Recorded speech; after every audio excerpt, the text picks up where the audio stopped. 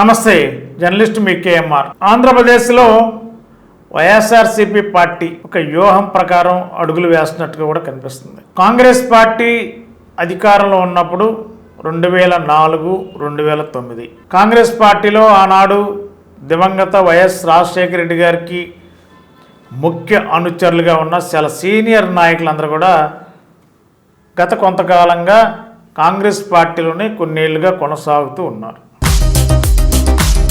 కార్యదక్షత, ప్రజాసేవ తత్పరత మూర్తిభవించిన ప్రీతమ శాసనసభ్యులు శ్రీ బడేటి రాధాకృష్ణయ్య చంటి గారికి హృదయపూర్వక జన్మదిన శుభాకాంక్షలు. ఏలూరు దశ దిశ మార్చేందుకు శ్రీ బడేటి చంటి గారు తలపెట్టిన మహాయజ్ఞంలో మేం కూడా భాగస్వాములయ్యే అవకాశం లభించడం మా అదృష్టంగా భావిస్తున్నాం. ఏలూరు సర్వతోముఖాభివృద్ధికి శ్రీ బడేటి చంటి గారు సాగిస్తున్న ప్రయాణంలో మేం కూడా భాగస్వాములైనందుకు ఎంతో గర్వపడుతున్నాం. ఇట్లు Shaik Noorjahan Pedababu, mayor, SMR Pedababu, cooption సభ్యులు, నగరపాలక సంస్థ ఏలూరు.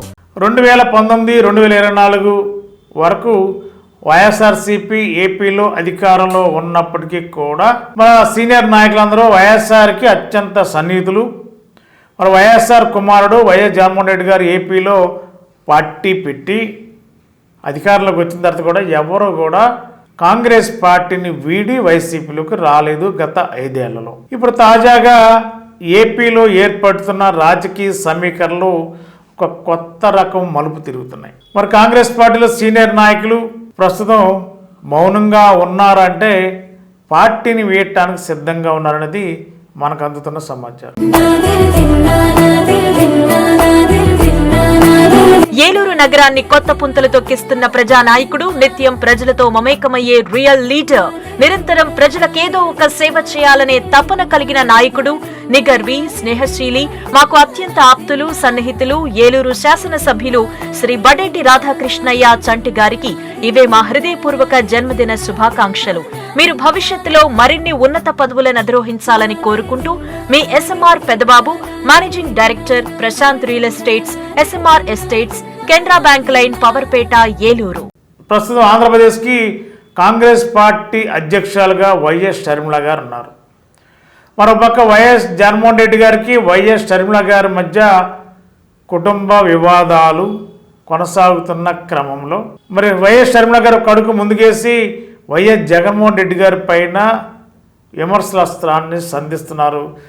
ఈ వైఎస్ షర్మిల గారి విమర్శల వెనుక టీడీపీ ఉందని ఒక ప్రచారం ప్రత్యర్థి పార్టీలు విమర్శలు చేస్తున్నాయి. మరి ఈ క్రమంలో వైఎస్ రాజశేఖర రెడ్డి గారి కుమారుడుగా, ఆంధ్రప్రదేశ్ మాజీ ముఖ్యమంత్రిగా మరి వైఎస్ జగన్మోహన్ రెడ్డి గారితో ఉండడానికి కాంగ్రెస్ పార్టీలో సీనియర్లు అందరూ కూడా ఇప్పటికిప్పటికే అడుగులు వేయబోతున్నారనేది మనకు అందుతున్న సమాచారం. ఇప్పటికే ఆంధ్రప్రదేశ్ కాంగ్రెస్ పార్టీ అధ్యక్షులుగా పనిచేసిన శైలజానాథ్ అనంతపురం జిల్లా మరి ఇటీవలనే వైఎస్ జగన్మోహన్ రెడ్డి గారి సమక్షంలో వైసీపీలో చేరారు.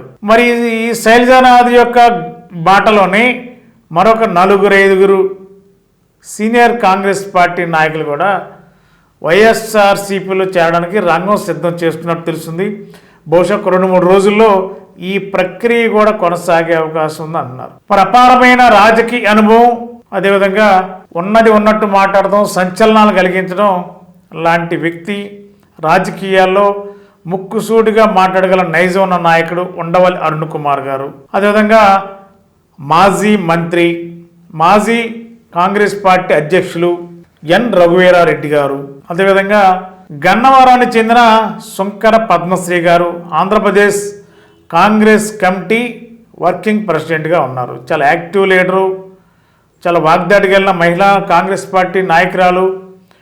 2024 ఎన్నికలలో మరి ఆమె టికెట్ ఆశించారు.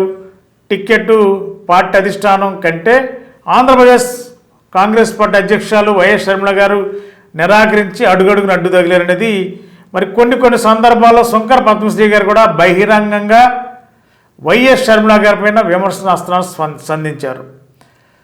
కాంగ్రెస్ పార్టీ ఎమ్మెల్యే టికెట్లను వైఎస్ షర్మిల గారు అమ్ముకున్నారని కూడా బహిరంగంగానే బరి తెగించి శంకర పద్మశ్రీ గారు విమర్శలు చేశారు. మరి ఇలాంటి వ్యక్తులు, సీనియర్ లీడర్స్ అందరూ కూడా త్వరలో వైఎస్ఆర్సీపీలో చేరనున్నట్టు తెలుస్తుంది. బహుశా రేపా ఎల్లుండా అవతల ఎల్లుండో తెలియదు, కానీ 2-3 రోజులైతే సీనియర్స్ అందరూ కూడా కాంగ్రెస్ పార్టీని వీడి వైఎస్ జగన్మోహన్ రెడ్డి గారి సమక్షంలో వైసీపీలో చేరడానికి ఆల్రెడీ ఇప్పటికే అన్ని రకాలుగా చర్చలు జరిగినట్టు తెలుస్తుంది. మరి ఆంధ్రప్రదేశ్లో ఒక కొత్త రాజకీయం స్టార్ట్ అయింది 24 సార్వత్రిక ఎన్నికల తర్వాత. మరి వైఎస్ఆర్సీపీ 11 సీట్లకి పరిమితమైన నేపథ్యంలో ఆంధ్రప్రదేశ్లో వైఎస్ఆర్సీపీకి భవిష్యత్తు ఉందా లేదని ప్రచారం జరుగుతున్న క్రమంలో ఇవాళ కొత్త రాజకీయం స్టార్ట్ అయింది. ఎన్నికలు ఇంకా 4.5 సంవత్సరాలు ఉంది. మరి కాంగ్రెస్ పార్టీలో సీనియర్లు అందరూ అంటే ఫేస్ వాల్యూ అంటే వీళ్ళందరూ కూడా ఆంధ్రప్రదేశ్లో ఒక గుర్తింపున్న నాయకులు, బాగా మాట్లాడగలిగిన నాయకులు, రాజకీయంగా చైతన్యవంతమైన నాయకులు. ఆంధ్రప్రదేశ్లో కానీ పక్క రాష్ట్రాలు కూడా తెలియని వ్యక్తులు కాదు, వీళ్ళు చాలా సీనియర్ నాయకులు. మరి ఈ నాయకులందరూ కూడా వైఎస్ఆర్సీపీలోకి వస్తే ఒక కొత్త ఫోకస్, ప్రజల్లో ఉన్న అపోహలు పోతాయి. అదేవిధంగా అధికార పార్టీ కూటమి నాయకులు వైఎస్ఆర్సీపీపై చేస్తున్న రాజకీయ దాడిని తిప్పికొట్టేలా వైఎస్ జగన్మోహన్ రెడ్డి గారు వ్యూహానికి పదులు పెట్టారని తెలుస్తుంది. పదులు పెట్టడం అంటేనే అరుణ్ కుమార్ గారు లాంటి, ఎన్ రఘువీరారెడ్డి గారు లాంటి, శంకర పద్మశ్రీ గారు లాంటి లీడర్స్ని కూడా కాంగ్రెస్ పార్టీ నుండి వైఎస్ఆర్సీపీలోకి రప్పించే ప్రయత్నం జరుగుతుంది అంటే దీని వెనక పెద్ద రాజకీయ వ్యూహం ఉందనేది కూడా మనకు అందుతున్న సమాచారం. ఏదేమైనా ఏపీలో వైఎస్ఆర్సీపీ సరికొత్త రాజకీయాలకు తెరలేపినట్టుగా కనిపిస్తుంది. ఇంకా కాంగ్రెస్ పార్టీ నుండే కాదు, టీడీపీలో చాలా సీనియర్ నాయకుడు, తెలుగుదేశం పార్టీ స్థాపించిన నాటి నుండి టీడీపీలో ఉన్నారు. ఒక కాలేజీ లెక్చరర్ నుండి మంత్రి దాకా ఎదిగిన గాలి ముద్దుకృష్ణ నాయుడు గారు, చిత్తూరు జిల్లా గాలేరు కాన్స్టిట్యూన్సీకి సంబంధించిన నాయకుడైన మరి ఆయన టీడీపీలో ఉన్నారు. మరి ఆయన ప్రస్తుతం లేరు. వారి కుమారుడు గాలి జగదీష్, వారి బ్రదర్ టీడీపీలో ఎమ్మెల్యేగా ఉన్నారు. కానీ ఇతను అతి త్వరలో వైఎస్ఆర్సీపీ తీర్థం పుచ్చుకోబోతున్నట్టు తెలుస్తుంది.